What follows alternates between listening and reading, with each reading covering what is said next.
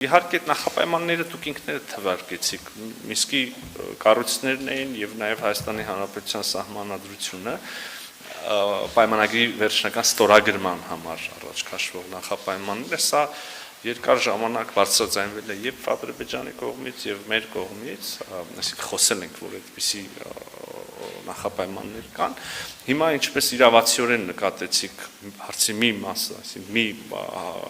Միսկի խմբին վերաբերող խնդիրը ըստ էության լուծված է, քաղաքական որոշումը կա եւ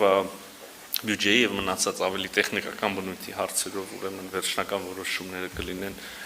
մինչեւ դեկտեմբեր։ Ինչ վերաբերում է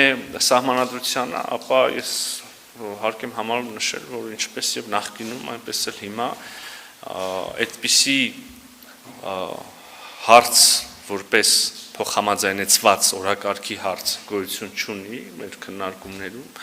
եւ Հայաստանի Հանրապետության սահմանադրության փոփոխության եւ կամ նոր սահմանադրության ընդունելու հարցը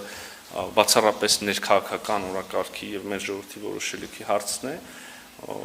Ես զարմանում եմ, որ շարունակաբար այսքան ուրեմն հավաստիացումներից հետո հարցերը շարունակում են մնալ կամ հնչել,